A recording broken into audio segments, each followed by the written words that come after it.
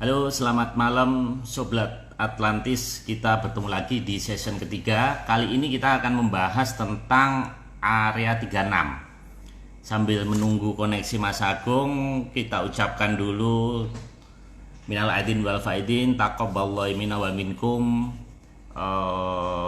twin year 2020, 1441 juga. Jadi ini tahun istimewa, tahun tikus.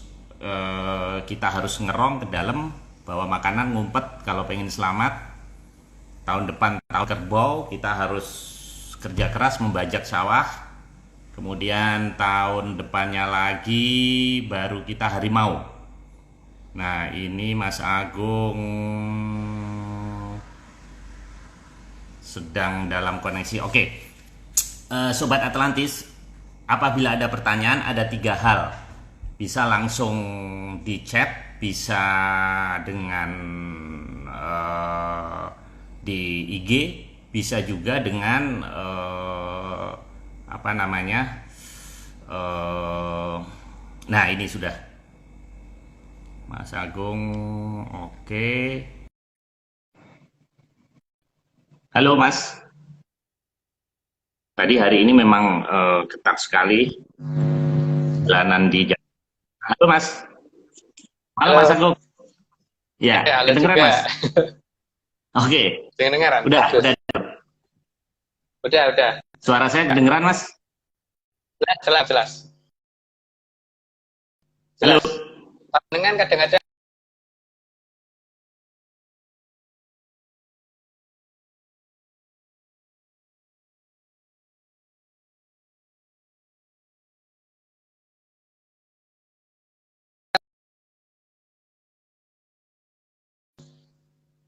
Tadi ya, hujan. halo. Halo Mas, Pak gimana Mas? Pak Marius, Kedengeran? kedengaran tapi kadang-kadang putus-putus Pak Marius. Mungkin Oh, pakai yang Telkomsel kali, pakai Telkomsel jangan pakai iya. WiFi, Pak. Oh, oke, iya. Oke, Mas, ini ada pertanyaan Mas sebelum membahas area 36. Jadi ada 2 pertanyaan. Yang pertama, apa kaitannya Atlantis ini dengan Pak Jokowi katanya. Nah, ini kan ini kilafiah.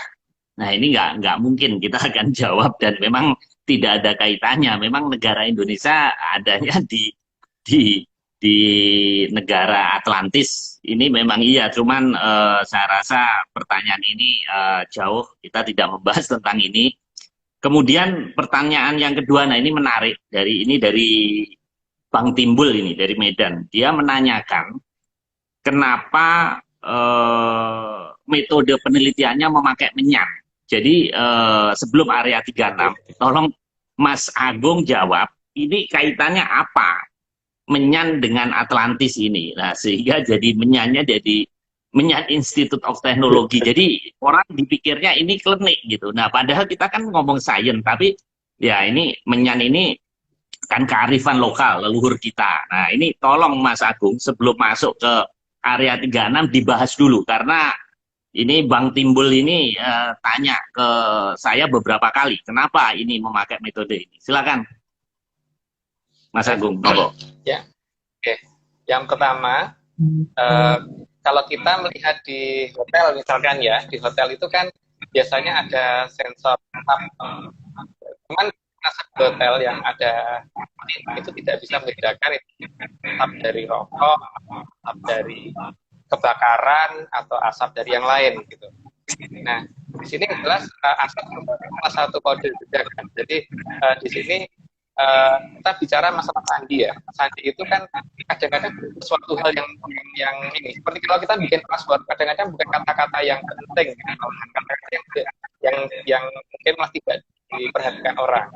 Nah, ini salah satu sandi yang kita angkat adalah itu, dan ini ada banyak bahasan lain karena misalkan kita melihat mungkin ya kalau Bapak mungkin pernah melihat filmnya ini ya, apa MacGyver dulu, ketika Hmm. ada MacGyver harus melewati suatu wilayah yang dilindungi oleh sinar laser inframerah, kan itu tidak Hmm. kelihatan oleh mata manusia. Maka Hmm. kadang-kadang harus menggunakan tepung atau debu atau asap untuk melihat keberadaan garis sinar inframerah tersebut kan. Nah, tapi di sini kan itu untuk frekuensi tertentu bisa dilihat pakai itu gitu. Tapi ini kan ada sesuatu yang lain yang khusus gitu.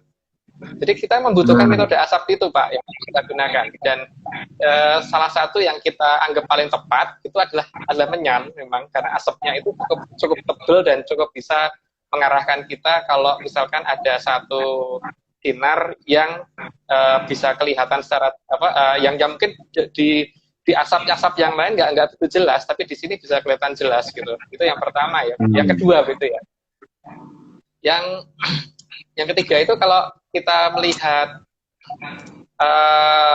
jadi gini ya, ini kan masalah kode juga, di mana kalau kita mempunyai suatu rumah dan rumah kita jaga, itu kan kalau kita orang kaya banget, itu kan kita mesti mempunyai satpam, mempunyai pembantu di dalam, mempunyai pengawas dalam, terus mempunyai dan yang paling peka itu biasanya kalau orang yang benar-benar besar banget, saya punya tulis banyak awas ada galak gitu kan.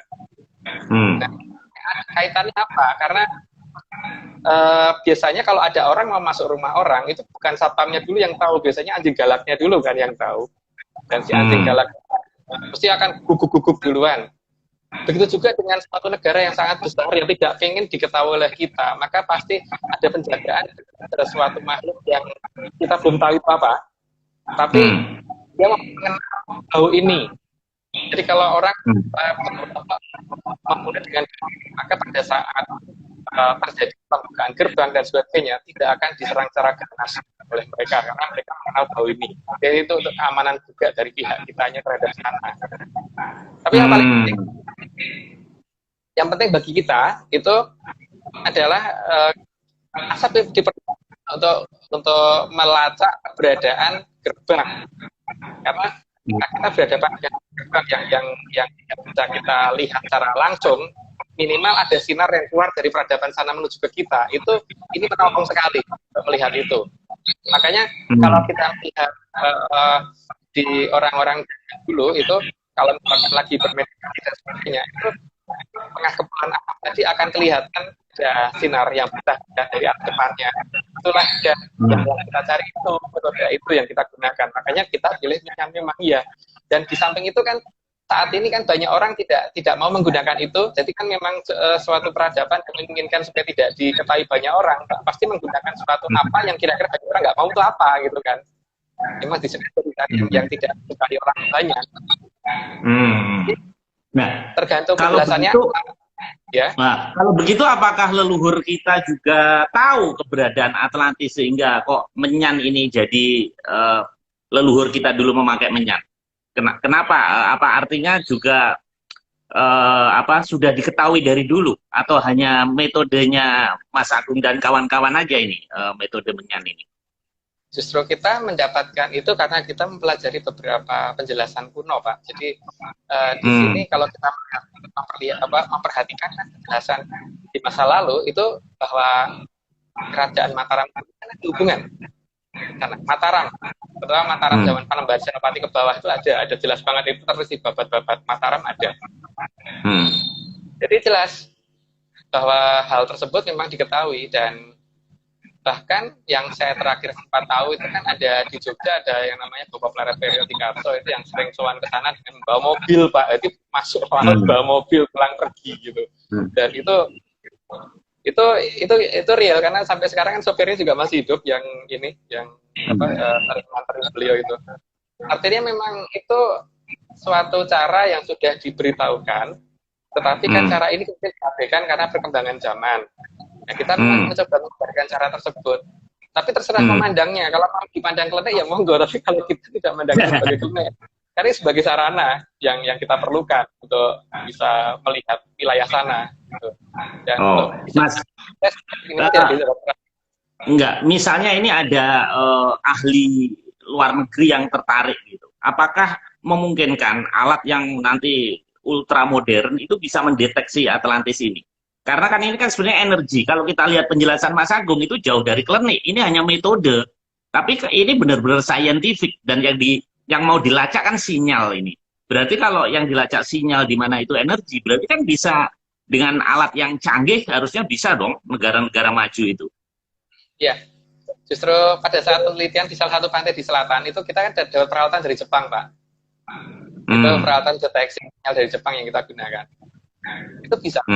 Jadi tergantung ini, asal mereka menurut dengan apa yang kita mau ya. Jadi kita tentu saja akan mengajukan misalkan sekian dan kemudian jam dan sebagainya. Karena kan seperti Pak Mari dan masuk rumah itu tidak setiap saat keluar masuk kan. Jadi gerbang depan berapa ditutup jam berapa gitu. Pak berangkat kerja jam berapa, pulang kerja jam berapa gitu. Jadi intinya harus ngerti dulu. Jadi kita juga ngerti sopan santunnya di situ. Jangan asal ngetok sembarangan waktu gitu.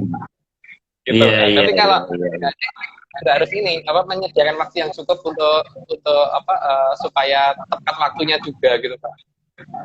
Gitu.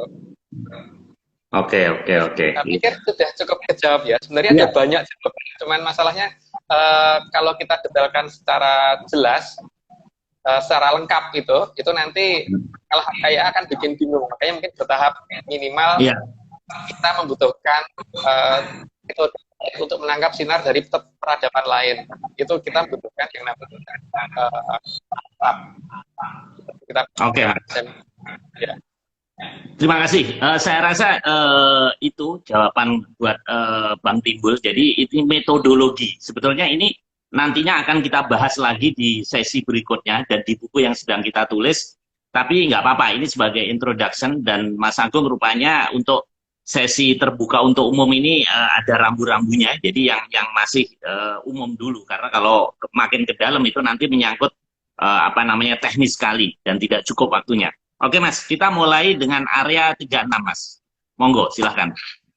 Baik, jadi saya kadang-kadang kan sejak kecil melihat ada beberapa wilayah yang aneh ya. Jadi wilayah yang aneh itu saya maksudkan begini. Misalkan kita melihat suatu gunung itu ada di sebelah kiri kita. Maka pada saat kita berbelok ke kanan, seharusnya gunung itu ada di kiri atau belakang kan. Tapi kejadian-kejadian yang sering terjadi itu justru enggak seperti itu. Seperti kasus di Kacario Donggol ke timur ya. Itu ada satu bukit sebelah kiri. Terus pada saat kita berbelok ke kiri, itu bukitnya pindah ke kanan. Karena seharusnya kalau saat kita berbelok ke kiri 90 derajat dan bukit itu ada di kiri belakang, maka pada saat kita berbelok ke kiri, bukit itu kan ada di kiri kita, kan, bukan di kanan. Itu yang pertama ya. Ada beberapa kasus seperti kasus bis pahlawan bencana, kadang-kadang ada cerita dari berbagai banyak orang, kadang-kadang itu dia merasa baru pergi sekian hari ke pinggir pantai, beberapa jam ke pinggir pantai cuma merenung, terus waktu pulang udah dicari orang sedesa, ternyata dia udah pergi 40 hari gitu. Di sini kan ada banyak hal yang nggak bisa dijelaskan dengan logika kita gitu. Maka saya terus berpikir bahwa orang banyak akan langsung mengatakan bahwa ini gaib, tapi kalau bagi kita, bagi saya terutama kita berusaha mencari penjelasan normalnya apa. Maka kemudian kita mencoba menghitung mulai dari perubahan pola kompas. Jadi kalau kompas itu kan kalau kita bawanya tegak, kita bawanya begini ya, posisinya begini, bukan begini, ya begini. Itu kan saja pada kalau misalkan kita ada di Katulistiwa, karena gaya tarik antara utara dan selatan itu seimbang, maka posisinya akan mendatar begini kan. Tapi ketika kita berada di kutub utara atau berada di kutub selatan, karena kutub magnet bumi ada tepat di bawah kita, maka jarumnya akan menuju ke arah bawah. Kalau kita di kutub selatan, arahnya ke bawah. Kalau menuju kita di kutub selatan, kalau menuju utara, berarti selatannya yang di bawah, yang menuju ke arah bawah gitu. Ini maksudnya apa? Maksudnya kan berarti untuk peristiwa sampai ke kutub itu sudutnya kan 90 derajat. 90 derajat itu sama dengan seperempat bumi. Berarti kan kalau kita perhatikan dengan 90 derajat sama dengan seperempat bumi, dengan dari bumi yang kita lihat di Google, Wikipedia dan sebagainya kan sekitar 6.370. Jadi kalau kita hitung 2 PR per 4 dibagi 90 derajat, maka kita akan temukan sekitar perubahan kompas harus 1 derajat setara dengan 11,22 sekitar itu. Artinya apa? Kalau kita berjalan 111,22 kilo, kompas itu baru bergeser 1 derajat. Gitu ya. Nah, di sini yang kita cari adalah titik-titik di mana garis-garis di mana lokasi-lokasi di jadi lompatan 3,6 derajat. Lompatan 3,6 derajat ini berarti kan menunjukkan ada lokasi di mana kita berubah jaraknya sekitar 3,6 derajat dikali 111,22 kilo, berarti hampir 400 kilometeran gitu loh. 400 kilometer lah. Artinya apa? Dengan jarak sekitar 400 km dan kita tidak terasa, berarti kan untuk ruang 400 km yang kita lompatin tadi, ini kan berarti kita dipindahkan secara mendadak di lokasi-lokasi tersebut. Itu kan sangat mungkin ada suatu peradaban di situ yang tidak bisa kita masukin. Gitu. Nah, di sini saya dalam mengamati itu biasanya pertama kali kita lihat keanehan-keanehannya dulu. Misalkan kalau kita malam hari kemudian kita berada di tengah hutan. Hutan itu tidak ada yang namanya lampu. Maka yang kita perhatikan ke arah langit, ya kalau misalkan kita ada di tingkat perkotaan, maka awan di atas perkotaan itu akan memantulkan sinar dari perkotaan itu kan, sehingga awan akan terang. Tapi kalau hutan seperti itu, kalau hutan belantara dan tidak ada desa di sekitarnya, tiba-tiba di atasnya ada mendung dan mendungnya memantulkan cahaya terang dari bawahnya, kayak enggak sih seperti itu gitu. Dan lokasi-lokasi seperti itu biasanya kalau kita dekati nggak bisa. Jadi misalkan kita mendekati lokasi, kelihatan nih cahayanya di depan kita. Begitu kita mendekati menggunakan kendaraan, tahu-tahu udah di belakang kita. Kita mundur lagi, tahu-tahu di depan kita gitu. Jadi nggak bisa ini. Jadi kayak memang sengaja kayak dilempatkan. Itulah yang kita lakukan dengan area 36. Gitu. Di situ kita curigai ada satu peradaban yang tidak mau kita kenal ada di situ. Dan ini berarti bukan hantu. Karena kalau hantu pasti tidak seperti itu cara bersembunyinya gitu. Ini yang kita katakan dengan area 36.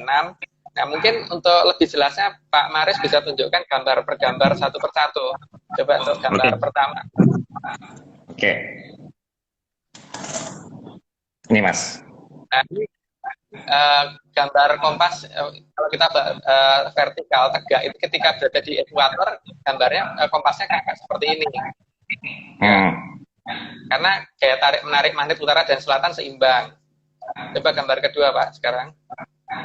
Gambar kedua. Yes. Ya. Di sini kan pergerakan kompas itu seperti ini. Jadi tidak tiba-tiba lompat 3,6 derajat gitu. Nah, di sini kita melihat biasanya untuk daerah yang berbatasan dengan 3,6 derajat itu biasanya dibatasi oleh contoh perbukitan yang agak besar, yang agak panjang.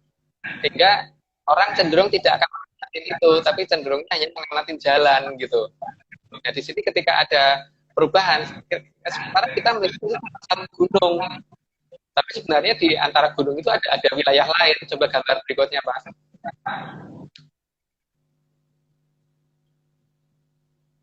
Nah, ketika ada lompatan 3,6 derajat, berarti harusnya ada daerah yang hilang. Daerah yang hilang itu kita gambarkan sebagai daerah yang orange ini. Nah, di sini kan bukit yang atau gunung yang seharusnya kita lihat cuma satu, itu kemungkinan ada dua dan di tengahnya ada sesuatu gitu. Ya. Sehingga kalau di sebelah kiri misalkan ada desa A, akan ada desa B, maka sebenarnya itu ada dua desa, satu desa dan jaraknya seharusnya berjauhan, itu sekitar 400 km. Kalau jadi lompatan 3,6 derajat. Lanjut, Pak. Gambar berikutnya. Oke, Mas. Gambar berikutnya, Mas. Berikutnya ya. Nah, yang kelihatan sama kita kan seperti ini kan. Seolah-olah bukit itu menyatu gitu. Padahal itu sebenarnya bukan bukit yang menyatu. Bukit itu ada dua gitu. Maka kadang-kadang kita juga bisa melihat bahwa di lapangan itu ada bukit yang kalau kita dekatin, bukit itu nggak ada. Jadi saya lihat Mas Ferli ya, Mas Ferli itu kan pernah ikut jalan-jalan sama saya ke daerah Cari. Dia kan tahu sendiri, di bukit yang kita lihat dan waktu dekatin nggak ada. Oke, ya, itulah. Jadi di sini kan ada wilayah-wilayah yang terus secara gampang kan cuma ngomong tempat karena tempat itu ada jinnya, tempat itu tempat hantu atau apa gitu. Tapi ya itu kalau pola pikirnya seperti itu, ya berarti kita berarti tidak akan ada yang lanjut. Kita harus jelaskan hal-hal seperti ini. Gitu. Nah, ini pola apa pengukuran kalau kita menggunakan kompas. Dan seperti ini itu banyak kita temukan di wilayah-wilayah kita. Makanya kalau kita jalan ke lapangan itu paling baik itu ke lapangan. Kalau kita berteori itu kadang-kadang kan belum tentu tepat. Mungkin cukup gambarnya. Nah, di sini kan yang banyak hal yang bisa kita perhatikan itu diantaranya itu tadi. Terus kemudian kalau kalau kita misalkan berjalan ke suatu wilayah, kadang-kadang itu kita menemukan daerah itu macet sekali, tiba-tiba kosong gitu, nggak tahu mobil-mobil tadi kemana gitu. Nah, kadang-kadang saya juga curiga dengan banyak hal, karena kadang-kadang saya pernah melihat ada beberapa mobil mewah yang berjalan dari arah Medland, saya kan tinggal di daerah Cilengsi ya, dari arah Medland itu dari arah Cibubur ke arah timur. Padahal untuk perumahan mewah itu kan terakhir yang perhatiin itu di Legenda Wisata. Legenda Wisata ke timur bukan perumahan mewah, ya tengah lah paling tidak, bukan perumahan kelas atas.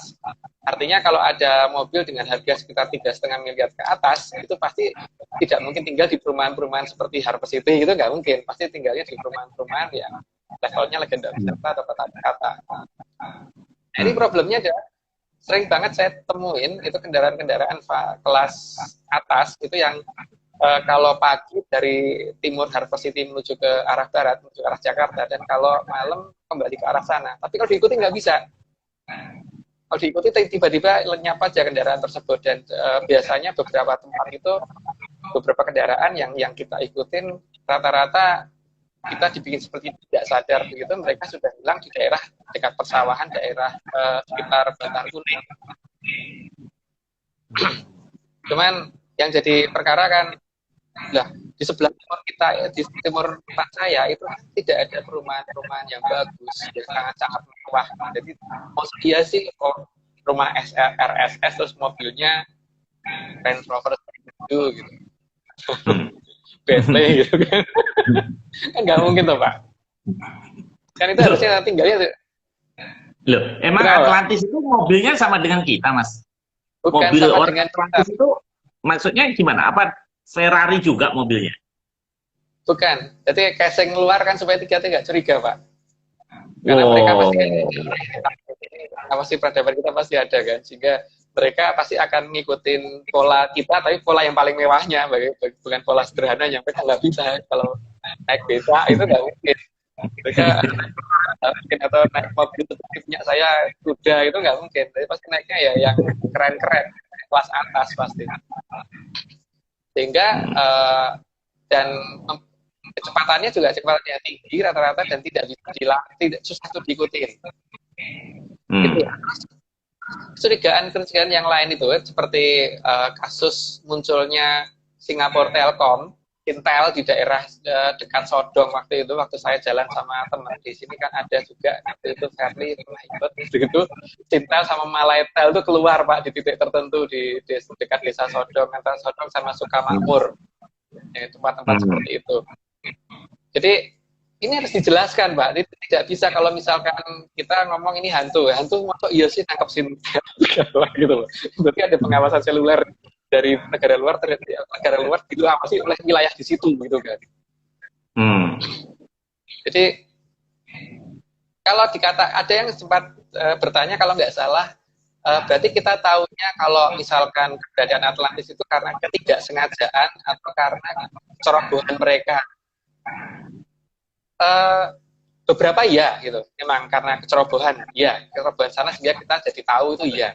Contohnya misalkan pada saat terjadi kebocoran sinyal dari sana ke sini, terus seperti kasus tower di daerah Trusmi, terus towernya Indosat di daerah Trusmi itu yang seharusnya bisa 10 km 400 meter, terus sinyalnya hilang di titik itu kan termasuk kecerobohan dari sana kan. Dan kadang data itu mereka nggak siap gitu kita adakan penelitian yang secara mendadak tanpa perencanaan, mereka pasti nggak akan siap. Misalkan ada wilayah yang kita curigai, yang sudah kita ukur secara lama dan kita curigai wilayah itu, terus kemudian mendadak ke situ kita bawa HT gitu. Dalam jarak HT itu kan nggak bisa break itu nggak nyambung. Karena HT itu jaraknya 200 meter kan. HT orari itu kalau cuma jarak sekitar 10 meter nggak bisa nyambung, berarti kan kita ini sebenarnya berjarak tidak 10 meter, dua orang yang berbicara tidak 10 meter. Karena kalau radiusnya HT itu sampai 200 meter, anggap aja 100 meter deh, itu kan masih 10 meter masih nyambung. Break, lama-lama nyambung juga. Berarti kan kesimpulannya apa? Kesimpulannya kan wilayah ini sebenarnya jaraknya jauh banget. Tapi ketika kita ini nggak nyampe, mereka sadar bahwa kita sedang meneliti, maka kemudian sinyal kita diteruskan pakai repeater mereka sehingga bablas nembus ke batas sebelah sana gitu. Itu. Tapi kalau kita lihat secara desibel juga nggak masuk akal karena kekuatan sinyalnya jadi beda gitu. Kalau cuma jarak 100 meter itu kan harusnya HT, kalau jarak 10 meter maksudnya 10 meter HT itu kan seharusnya sinyal itu masih full, tidak cuma 2 strip 10 meter. Tapi sering terjadi seperti itu gitu. Nah, terus kasus ini juga suatu cerobohan saya pikir ya, seperti kasus di daerah Gunung Kendali Modo sama di Gunung Wakul yang di Ungaran, Timur Ungaran itu, dua gunung yang kakinya kan jaraknya 12 km. Tapi tim SAR kayaknya udah hafal bener deh, kalau ada orang yang naik di Gunung Swakul hilang, itu pasti ketemunya di Gunung Kendali Modo. Ada orang naik dari Sodo hilang, itu ketemunya di pasti Gunung Swakul. Itu tim SAR udah hafal, ada temen yang dalam sana. Artinya ini ada apa? Orang kok dipindahkan di jarak yang sangat jauh di antara dua gunung, gitu. Berarti ada teleportasi di sana kan. Nah, kalau kita sama teman-teman, itu nyobanya kita bawa sekitar 15 kaleng. Karena tadi kita kasih warna masing-masing beda-beda. Di tempat yang orang tersebut hilang, kita taruh kaleng tadi berjejer. Di gunung sebelah juga 15 kaleng kita pasang berjejer. Terus kemudian kita menghitung mulai dari hari, tanggal, wuku, dan sebagainya itu anak pendaki tersebut hilang di jam berapa, dan sebagainya kita ikutin itunya, kita cari hari, tanggal, pasaran, dan sebagainya kita bikin semua. Kemudian nah yang lucu kan ketika ada suara Pak Glondang itu kaleng yang kita taruh tadi ada Pak Glondang, beberapa kaleng yang hilang ketemu di sebelah. Itu yang kita lakukan. Pindah gitu Mas? Kalengnya ya, di gunung sebelah, di gunung Sewakul. Kalau di waktu kita nyoba di Sewakul tidak di Kendali Sodo, tapi kan temen yang di Kendali Sodo udah nungguin juga kita itu gitu. Jadi itu yang Mas, jadi, ini kalau yang diceritakan benar, ini bisa jadi penemuan terbesar abad ini nih. Mas, ini kalau misalnya nih ada pemirsa follower di sini yang penasaran, pengen membuktikan di tempat Gunung Kendali Sodo dan Wakul itu, Mas Agung bersedia itu nganterin? Apa itu bisa berulang atau hanya pas waktu Mas Agung meneliti aja? Bisa berulang, tapi waktunya harus tepat, Pak. Harus tepat, kan? Karena aktivasi lokasinya itu tidak setiap hari, kan? Tidak setiap jam, tidak setiap detik gitu. Seperti ya kasusnya tadi, Pak Arius mau keluar rumah kan nggak setiap detik masuk keluar. Enggak, yang tadi gerbang gate tadi ya, yang dibuka tadi ya. Iya, tergantung itu. Dan itu kan mempunyai pola yang tidak konstan juga kan, seperti Bapak kan kadang-kadang pulang rumah mungkin jam 7 malam, kadang-kadang jam 9 malam, kadang-kadang jam 2 siang udah sampai rumah, bisa begitu juga kan Pak. Tapi kita bisa hitung rata-rata kan, apa paling sering pulang berapa, itu bisa dihitung secara rata juga kan. Tapi gitu. Area 36 ini yang dicurigai ini bisa pindah-pindah atau hanya di situ aja terus? Misalnya waktunya kalau tempatnya gimana? Untuk teleport yang pernah kita lihat sih tempatnya itu aja sih rata-rata. Ini juga ada kasus masalah antara Gunung Putri dengan Gunung Gede. Jadi dulu ada teman tetangga di sini itu naik Gunung Gede. Terus kemudian waktu turun dia kan turunnya malam hari. Nah, yang jadi masalah adalah ketika dia turunnya ternyata ada di Gunung Putri. Gunung Putri kan dekat dekat Tol Jagorawi itu ya. Jadi kalau Hmm. kendaraannya masih tinggal di gunung sana, di Gunung Gede. Nah, yang kayak gini kan Hmm. memang hobi saya meneliti yang seperti ini gitu. Itu masih banyak sih Pak, kasus seperti itu banyak. Jadi Hmm. tidak cuma di sini. Terus kasus pembelian mobil secara rutin di daerah Ventira itu Pak, itu kan juga Di, kita di mana Mas? Di daerah mana Mas? Ventira, Sumatera, Sulawesi, dekat Palu. Oh. Jadi di Sulawesi itu ada desa namanya Desa Ventira, itu hutan. Hmm. Nah, tapi agen BMB sama Mercy di sana sudah hafal. Pokoknya setiap tahun tuh mereka pasti akan membeli beberapa mobil BMW sama beberapa Mercy dibawa masuk ini satu tikungan. Bentuknya tikungan ini ya, tikungan itu tebing. Nah, mereka plus di situ. Dan itu masyarakat udah tahu. Di Ventira Hmm. itu ada itu rutin hampir tiap tahun, Pak. Itu berarti jelas Oh. ada penelitian dari luar sana untuk mengetahui kita sebenarnya sudah semaju apa gitu kan. Jika mereka Oh. membeli bayar cash itu, Hmm. nggak pernah kredit gitu. Nggak Oh, seperti yang saya kalau Ventira itu yang ada jembatan itu ya, yang suka ya kalau nggak salah ada jembatan besar terus gunung desa Ventira atau apa gitu. Ada ya pokoknya ada sungainya gitu. Ada ya sungai besar betul terus jembatan gitu. ya itu Hmm. pasti tikungan arah bukitnya lah disitulah itu sering menghilang ya itulah yang kita katakan area 36 seperti itu untuk ngecek area 3 Hmm. nanti ada dua metode ya tapi sekarang kita bicara untuk satu dulu ini dekat daerah yang namanya Palu ya kita baca Palu bukan Palu ya Palu Pal itu kan Tahu. tapal batas bentuknya U. Kalau Hmm. kita lihat di gunung di Candi Cetro itu ada gambarnya Pak. Gitu. Jadi ada daerah yang dibatasi oleh Palu itu biasanya di pinggir wilayah itu tuh dijaga oleh masyarakat yang tradisional banget. Terus di dalam Palu itu ada peradaban tinggi itu digambarkan di Candi Penataran Pak. Tidak Penataran, Candi Cetro. Mungkin Hmm. nanti pas berikutnya kita tunjukin gambarnya karena saya nyari gambarnya belum ketemu kemarin. Ya pernah kita foto sih, Oke. tapi uh, belum ketemu gambarnya. Nah, Hmm.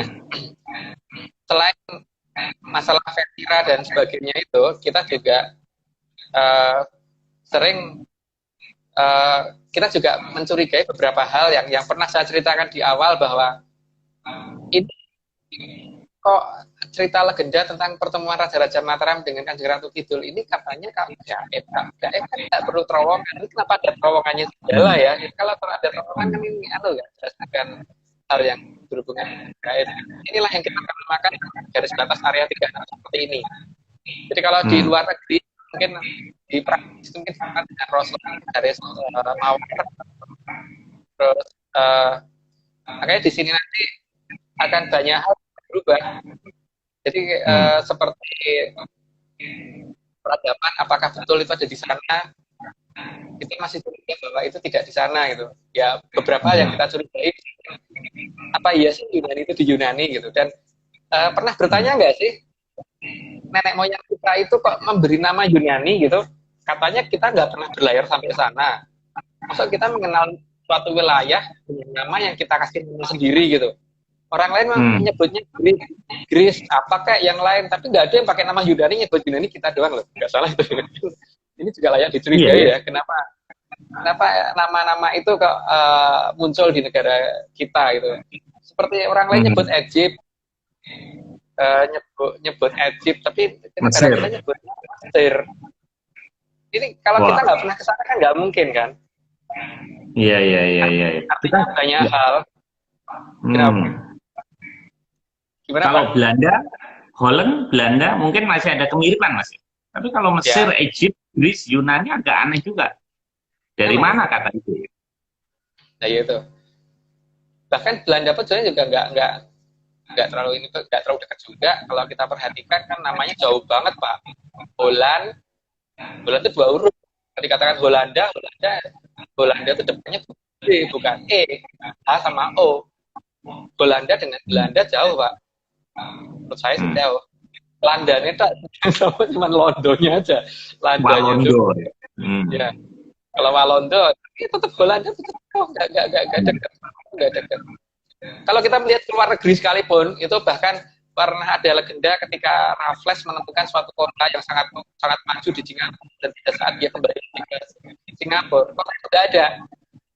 Ya, makanya Raffles menyebutnya The Lost City in Singapura, gitu kan ada itu di sejarah yang ditulis sama Raffles, tapi tidak pernah dibahas. Cuman kalau kita terbang menuju itu di saat tertentu, kalau pas mujur di hari yang tepat, itu kadang-kadang kelihatan di Timur Canggih itu ada perkotaan yang aneh, hanya kelihatan sebentar.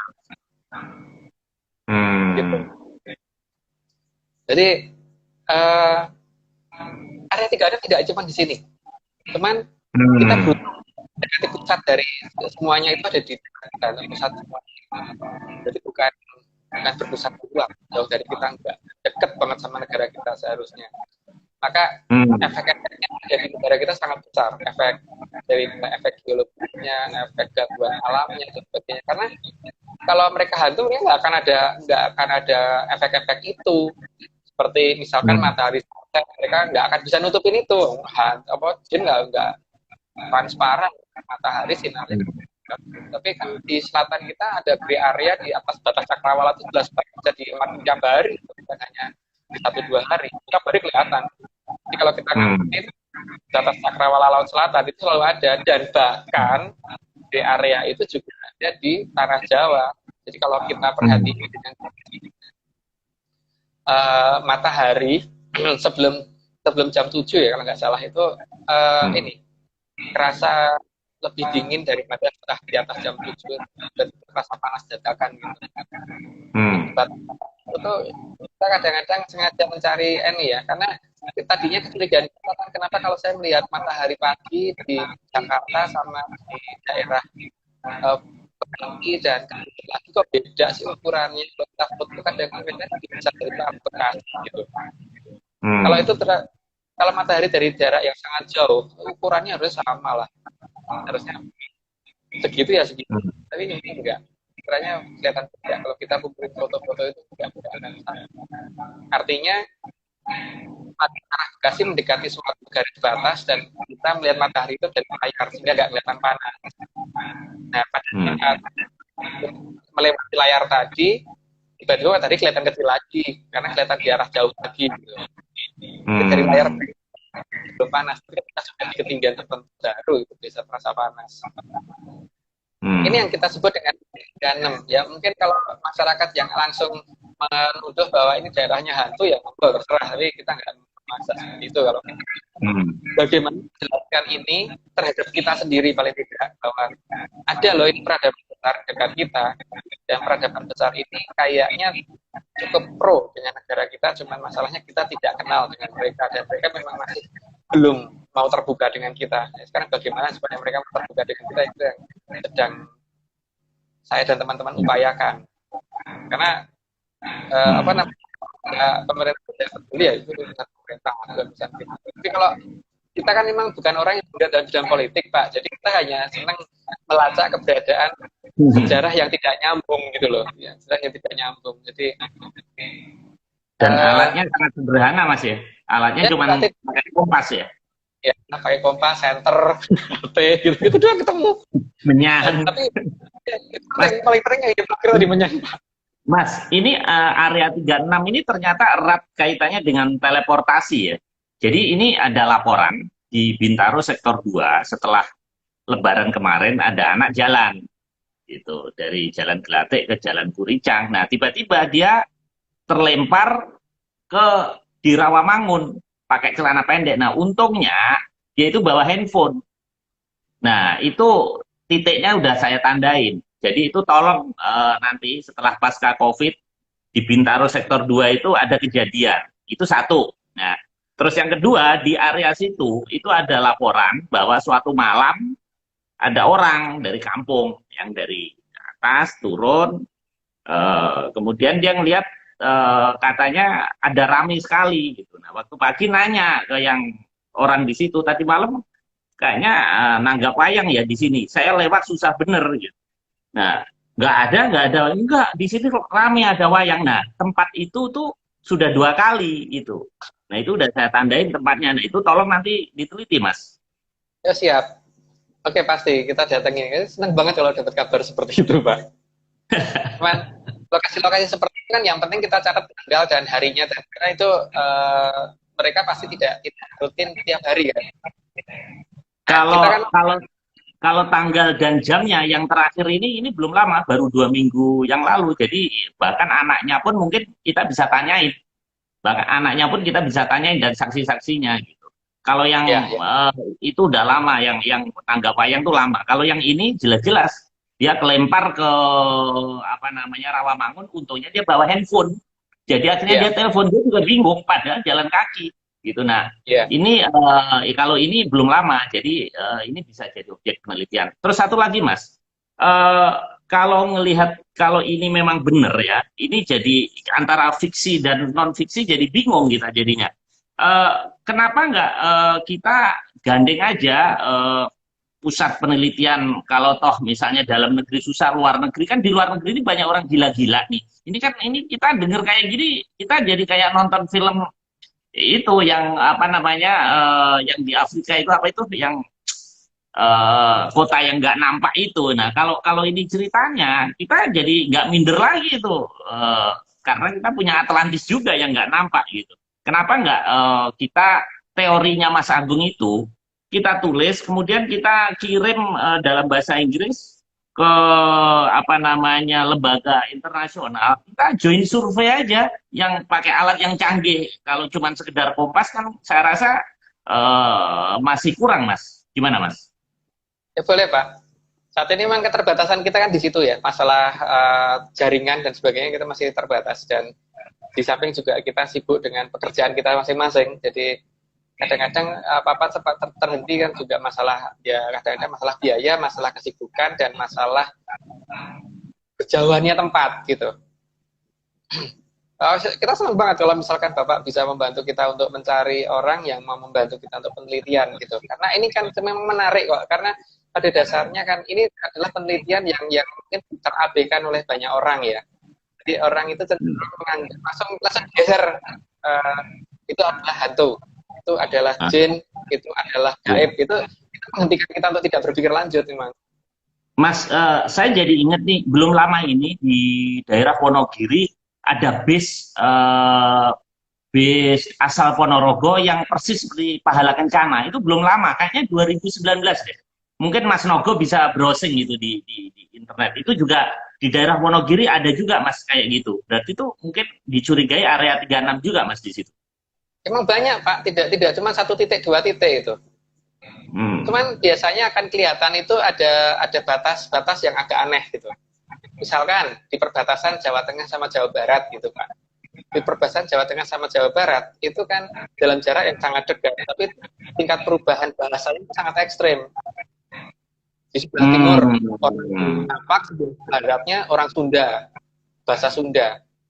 Kan seharusnya perubahan bahasa itu bertahap ya Pak, bertahap pelan-pelan sampai ke titik tertentu itu. Jadi dari bahasa Sunda ke bahasa Jawa Ngapak ke bahasa Jawa Halus kan harusnya bertahap. Seperti kayak dekat Solo Tigo ini kan, Solo Tigo. Karena apa? Di sekitar Solo Tigo itu kan kalau kita ngomong endok gitu ya, telur, endok. Kalau di sana kan enduk di Solo Tigo. Terus kemudian direbus itu dalam bahasa kita kan digodok ya, dalam bahasa Jawa digodok. Kalau di sana buduk gitu. Terus kalau meletus itu dalam bahasa kita kan meletus itu jeblok.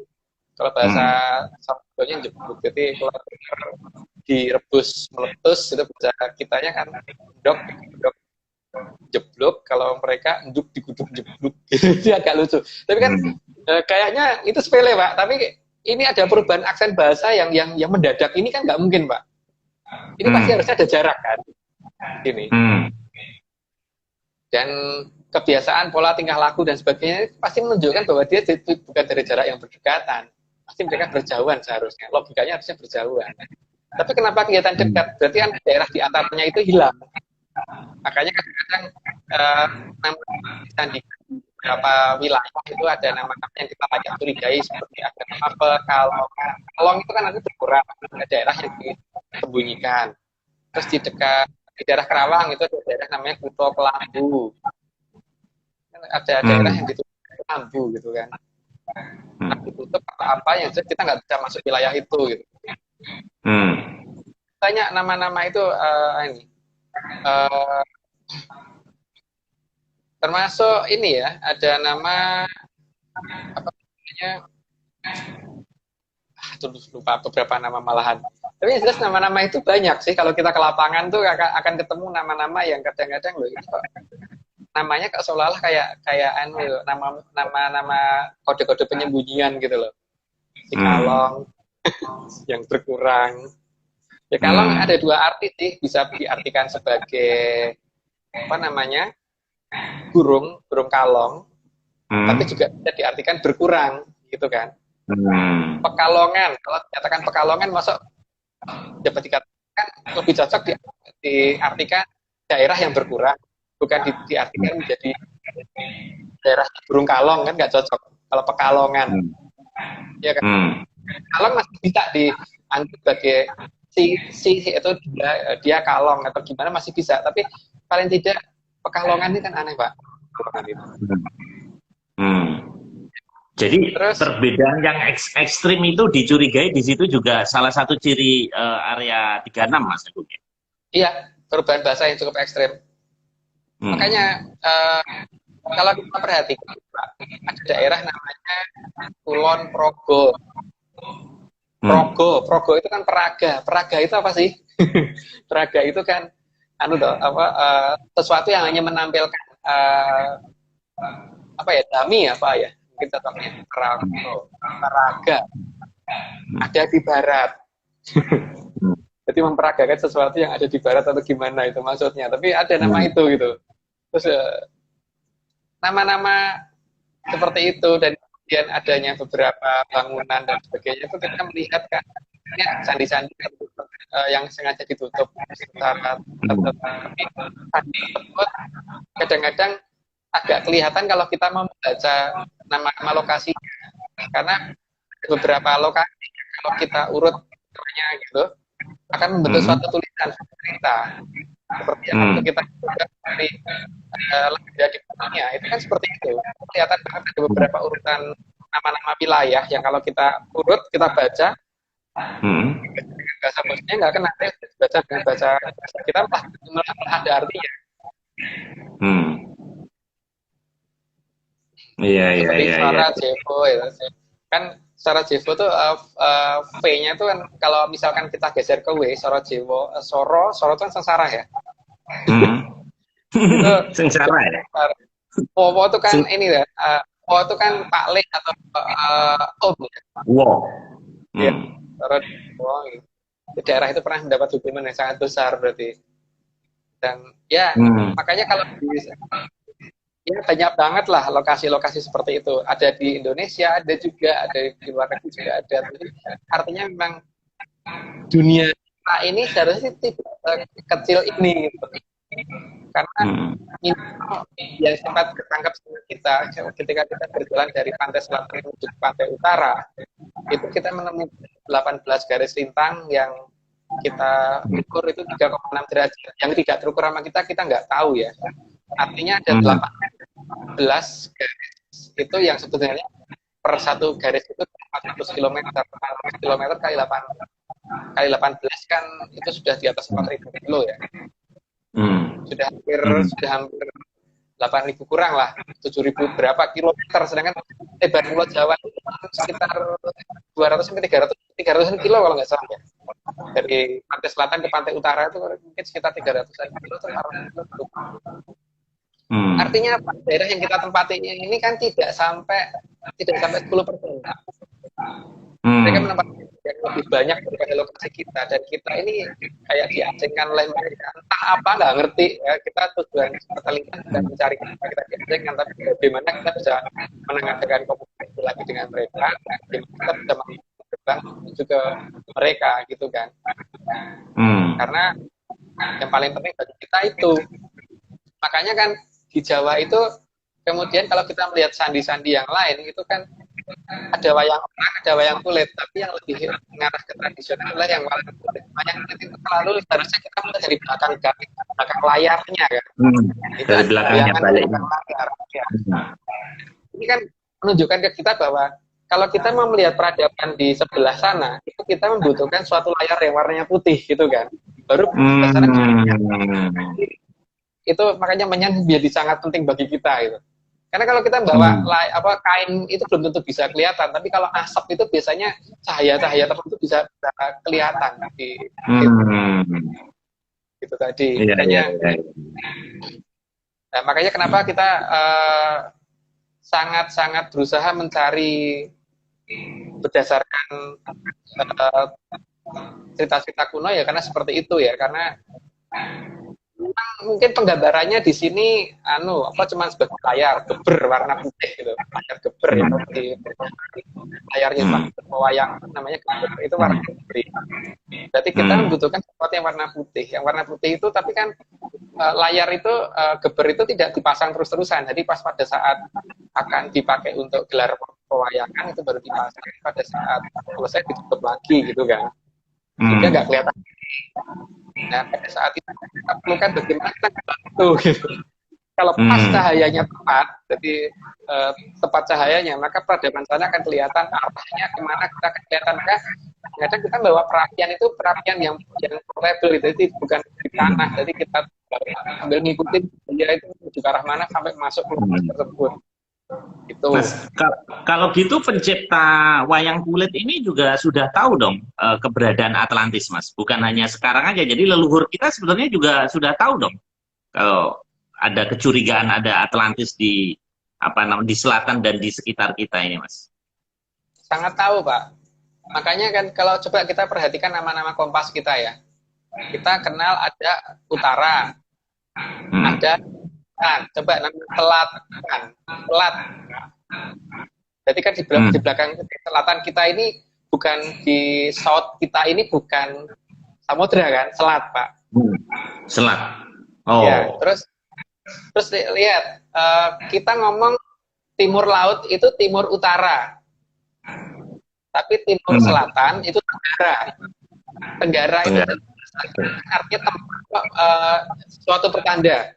Tengoro. Kita ngomong barat laut itu barat utara. Tapi kenapa kita ngomong barat daya? Daya kekuatan loh, Pak. Kekuatan kita di barat selatan. Iya ya. Itu kita dulu belajar geografi kenapa ya nggak diterangkan asal usul. Kalau Inggris itu kan jelas kan southwest, southeast gitu ya. Kalau kita kok ujuk-ujuk tenggara gitu. Barat daya, gitu, barat laut. Gitu. Iya. Kenapa kita ngasih namanya bukan? Kenapa kalau kita ngasih namanya barat daya bukan barat samudra gitu? Semata samudra toh. Kalau kita ngomongin timur selatan, kenapa ngomongin tenggara gitu, bukan timur samudra gitu. Atau timur enggak loh Pak. Kita ngomongnya tenggara, namanya barat daya. Daya itu kekuatan. Kekuatan kita ada di barat selatan. Itu jelas banget. Itu menunjukkan. Tapi enggak, Mas, lucunya ya, kenapa timur laut, barat laut? Padahal kalau dipikir laut itu di selatan ya. Tapi kita ngomongnya laut malah di utara ya. Iya. Ada laut yang besar kan di selatan. Iya. Iya. Makanya saya tadi kan ngomong itu layak dipertanyakan dari penamaan kompas saja. Itu sudah menunjukkan suatu tertentu gitu loh. Bahwa kekuatan kita ada di barat selatan. Tapi negara lain nggak ada Pak yang ngomong seperti itu. Terus kita perhatikan ya. Coba perhatikan sekarang. Kita itu kalau bicara, kita zaman sekarang, kalau bicara itu semuanya present Pak. Dalam bahasa sekarang, present semua. Tapi di Inggris, di sebagai negara itu rata-rata kalau bicara itu mereka mengenal past tense, future, dan present. Ada tiga golongan waktu. Artinya apa? Artinya bagi nenek moyang kita, masa lalu, masa sekarang, dan masa depan, itu bisa dijadikan satu kan. Maka jangan heran kalau nenek moyang ramalan-ramalan itu jangan heran. Artinya mesin waktu pasti pendidikan nggak jauh dari kita. Ya kan? Mereka masih membedakan bicara masih pakai past tense, masih pakai future, masih pakai ada tiga golongan kelompok waktu. Kalau kita nggak ada kelompok waktu Pak kalau bicara. Dan curiga nggak sih kalau bahasa itu asalnya dari mana, tulisan-tulisan itu asal dari mana gitu. Kalau suatu tempat menjadi asal suatu tulisan, maka seharusnya terjadi konsistensi penulisan dari cara membaca kan. Coba kita lihat cara membaca orang Inggris. UT dibaca kap kan. UT dibaca apa? Kan? Konsisten nggak dalam membaca? Nggak konsisten kan Pak? Kalau nggak konsisten, apakah huruf berasal dari sana kan? Itu layak dicurigai kan? Tapi huruf bukan dari sana. Karena buktinya apa? Buta huruf kok, baca huruf U jadi A jadi U, huruf I jadi I. Kalau kita konsisten semua Pak, U ya U, I ya I, O ya O, A ya A. Iya. Kan enggak? U bisa dibaca A, U bisa tetap dibaca U, ya kan? A dibaca E, tapi A kadang-kadang dibaca A. Kadang-kadang dibaca O, TAL dibaca tol, CAT dibaca cat. Ini menunjukkan buta huruf ya sih sebenarnya mereka. E2 dibaca I, iya kan? Iya. I. Iya. Ya itu.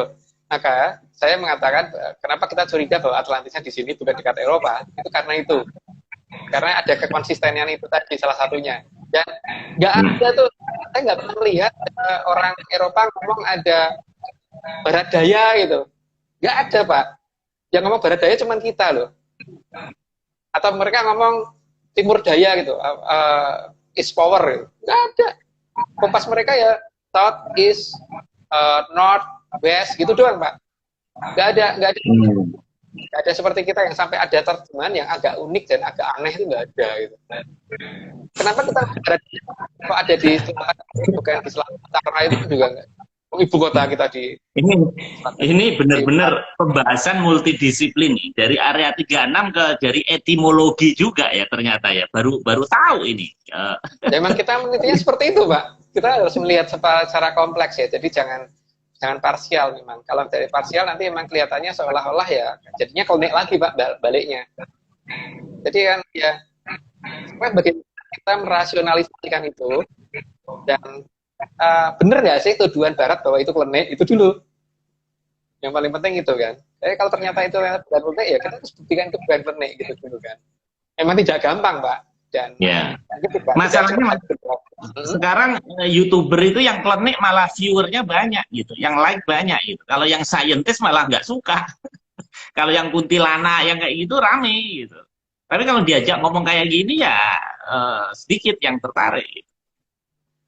Iya, ya itu terserah kan, orang punya ini sendiri-sendiri ya Pak. Contohnya gini Mas, tadi yang Mas Agung bilang ada area 36. Coba kalau kita di situ dikasih sajen, di situ dikasih bunga-bunga dan sebagainya gitu. Bukan diteliti lah. Kalau komunitas ini malah diteliti pakai kompas, pakai menyan. Jadi mungkin kita juga harus mulai kritis sekarang ya. Kalau ada daerah-daerah yang aneh itu, mesti kita harus curiga ya di situ. Ya. Penjelasan secara sairnya gimana? Seperti gambar di belakang saya ini kan hasil foto dari kita. Itu lihat Bapak, ada cahaya putih di situ. Itu kan sebenarnya aneh bagi kita. Makanya kita abadikan itu kan karena itu. Oh iya, di atas itu, di atas itu. Karena ini di foto pada saat menjelang sore ya. Tapi ini ada cahaya di sana, mataharinya bukan di arah sana gitu. Harusnya sudah mendekati tenggelam lah. Tapi kan semua wilayah kecuali wilayah itu gitu. Itu harus paham seperti itu, tidak bisa hanya karena cerita itu. Di daerah mana Mas? Di daerah mana itu? Di gunung ini apa namanya? Salak. Oh. Jawa Barat banyak juga Mas. Banyak juga area-area yang dicurigai ya. Iya, malah kita sangat curiga bahwa peradaban mungkin tadinya terkumpul di wilayah sekitar Jawa Barat, Pak. Bukan di daerah Jawa Tengah dan Jawa Timur. Mungkin di Jawa Timur juga ada, tapi mungkin salah satu yang kita curigai adalah gini, ada kerajaan Mataram Hindu, Mataram kuno ya. Dalam cerita Mataram kuno ada cerita tentang Bondowoso. Bondowoso mendapat tugas untuk mengalahkan Prabu Dewata Cekar. Nah, Prabu di Bandung menyerahkan diri untuk jadikan korbannya Dewata Cengkar, karena dikatakan Dewata Cengkar itu kan makan manusia. Ya, Pada saat makan manusia. ya, tapi dia terus kemudian minta ikat kepala, minta dari ikat kepala. Nah, Dewata Cengkar dituruti, kemudian digelar, ikat kepala itu melebar ke pinggir sungai besar, dan dimatiin si Dewata Cengkar jatuh ke sungai, berubah menjadi buaya putih. Karena Dewata ini suka dengan putrinya si Dewata Cengkar yang namanya Roro Jonggrang, maka pada saat pertama